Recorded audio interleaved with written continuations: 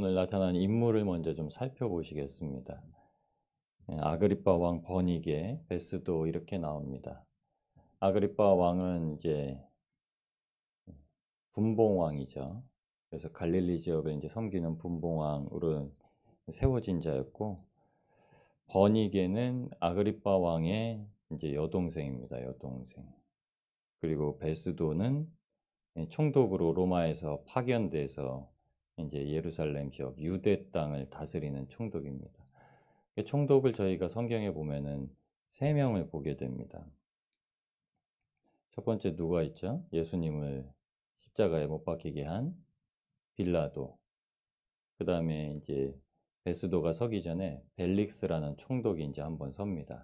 이제 주일의 본문에도 등장했던 인물이고, 벨릭스, 베스도 이렇게 이제 총독이 세워져서 로마에서 파송을 받아서 이제 다스리는 역할을 하고 있었습니다. 아그리파 왕과 버니게, 베스도 다 하나님께서 세우신 통치권을 가지고 있는 자였죠. 근데 지금 보면은 세례 요한의 때를 계속 하나님께서 반복시켜서 보여주고 계십니다. 아그리파 왕과 버니게는 남매라고 말씀을 드렸는데 근친상간을 하고 있던 부류예요.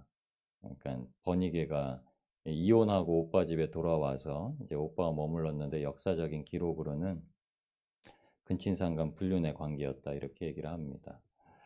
세례 요한이 베풀었던 헤롯 왕에게 전했던 말이 있죠.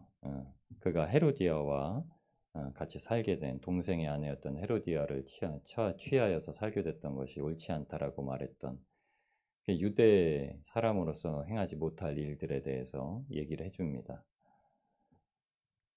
이 버니게도 유대 여자 이렇게 나와 있어요. 이 사람들에 대해서 이제 하나님께서 사도 바울을 끝까지 보내시는 사건을 마주하게 하십니다. 여러분이 이제 사도 바울의 일기가 이제 로마까지 향하게 되는데 결국엔 계속 하나님께서는 약속하신 대로 택하신 그릇대로 보내게 하십니다. 우리의 삶의 자리에서 하나님께서 어떻게 살아가야 되는지 우리에게 명하시고 나아가게 하시는 길이 있는데 특별히는 마주하는 사람들입니다. 여러분, 우리가 특별한 대상으로 마주하고 나아가는 사람들이 있습니다. 그 신앙인들은 특별히 그렇습니다. 뭐 사역자뿐만이 아니라 하나님을 귀하게 섬기시는 그리스도인들은 하나님께서 맡겨주신 영혼에 대해서 끝까지 본분을 지키면서 나아가기 때문에 누구를 맡겨두시는지를 잘 보는 게 중요합니다. 그래서 어떤 신앙인에게는 그 자녀를 끝까지 맡기시는 경우가 있고 어떤 신앙인에게는 친구를 끝까지 맡기시는 경우가 있습니다.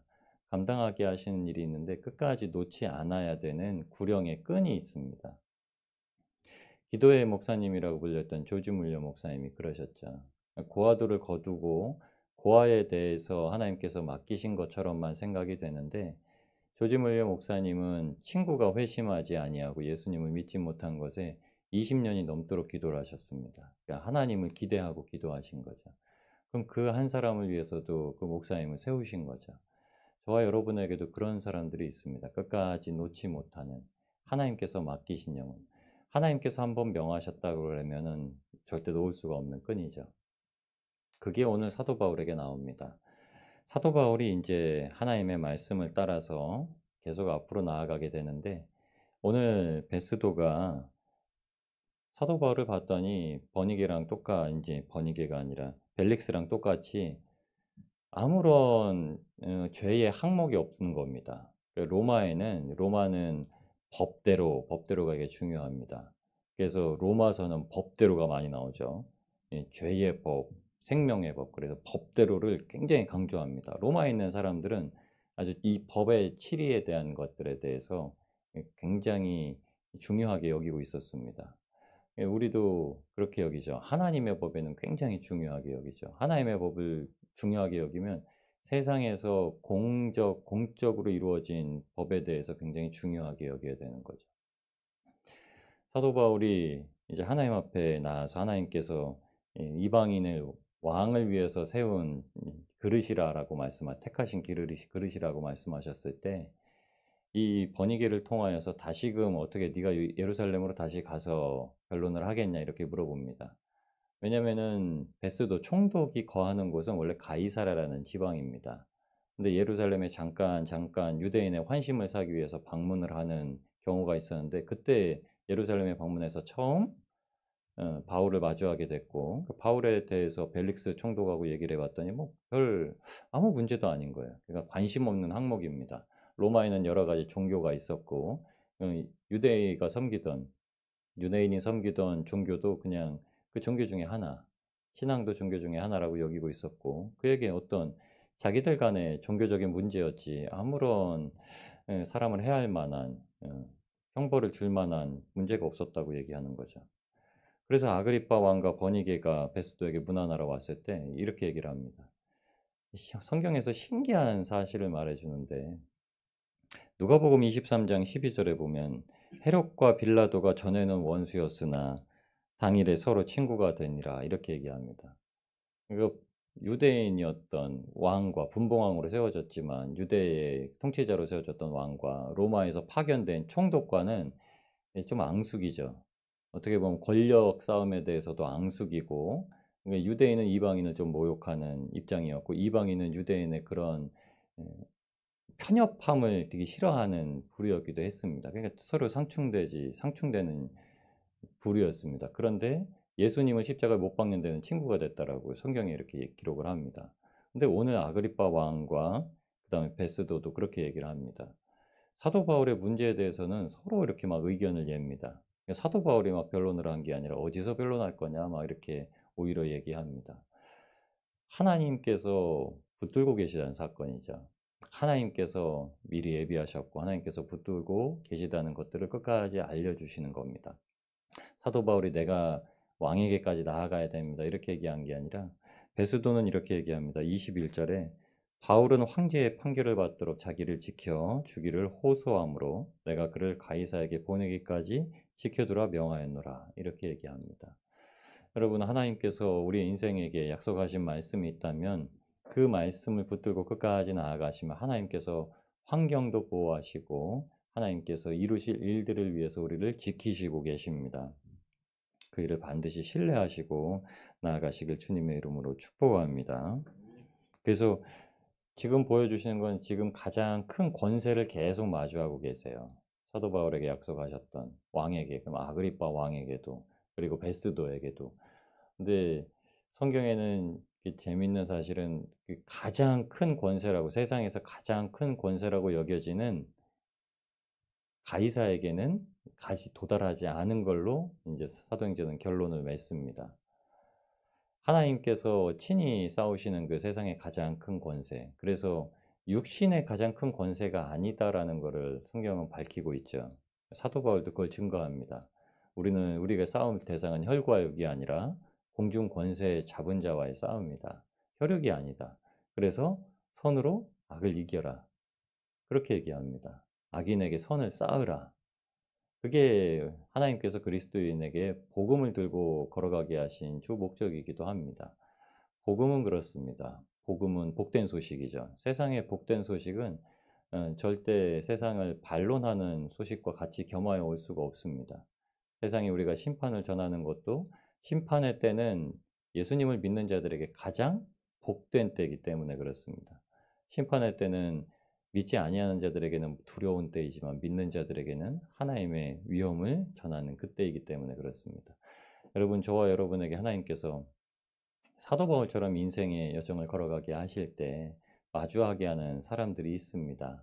그 사람들을 만날 때에 오히려 하나님께서 돕도록 하십니다. 그러니까 그 상황에서 우리가 가지고 있는 지혜로서 그 일들을 다 돌파하려고만은 하지 마시고 하나님께 의지하시고 또 기도하시고 하나님께서 말씀하신 것을 분명히 마음에 담고 나아가실 때 하나님께서 친히 그 일을 이루실 줄 믿습니다. 그래서 우리에게 말씀하시는 거죠. 여러분, 복음을 두려워하시면 됩니다. 우리는 세상을 두려워할 게 아니라 복음을 두려워하는 사람들이 되어야 된다. 이렇게 말씀하시는 거죠. 이것이 마태복음 10장에 있는 말씀입니다. 우리의 육신을 죽일 수 있는 자들을 두려워하지 말고 우리의 영육을 지옥에 보내실 분을 두려워하라. 하나님을 두려워하라. 우리 마음 가운데 하나님을 두려워하는, 우리의 심판주로 다시 재림하게 되실 예수님을 두려워하는 마음을 가지고 있으면 그 두려움은요, 원래는 사랑의 표현입니다. 그래서 성경에는 그 말씀을 경외함이라고 표현하죠. 항상 그렇게 기록합니다. 너무 사랑하고 또 그분이 너무 두려운 존재. 그러니까 우리가 감히 범접할 수 없는, 우리가 굉장히 친숙하게 주님을 마주하고 있는 것 같은데, 요한계시록 1장에 보면요, 사도 요한이 예수님을 그렇게 모시고 다녔는데 변화하신 예수님의 모습을 보고서는 그 앞에 엎드려져서 죽은 자 같이 되었더라, 이렇게 얘기합니다. 구약에도 한번 신약에도 한번 그렇게 사용을 합니다. 다니엘도 그 앞에서 죽은 자 같이 되었고 사도 요한도 그 앞에서 죽은 자 같이 되었다. 주님께서 얼마나 크고 두려우신 분인지 우리가 알게 될 때 그 말씀이 너무나 사랑스럽고도 그 말씀이 너무나 천둥 같은 말씀으로서 귀에 내려치기 때문에 그 말씀을 반드시 붙들고 나아가게 되는 겁니다.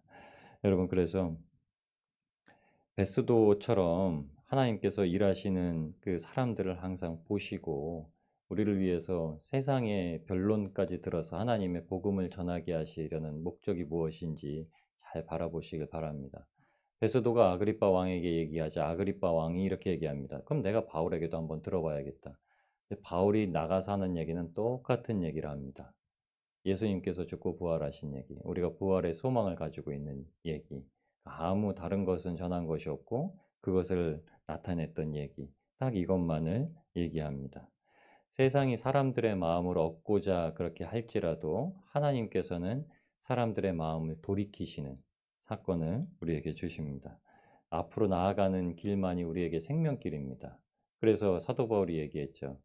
뒤에 있는 것은 잊어버리고 이전에 행한 일은 잊어버리고 앞에 표대를 세우고 표대를 향하여 걸어간다, 이렇게 얘기합니다. 여러분, 어제 한 일도 우리가 기억하지 않는다, 자랑하지 않는다고 하는 것은 오늘 허락하실 새 일이 더 기대되고 소망되기 때문입니다.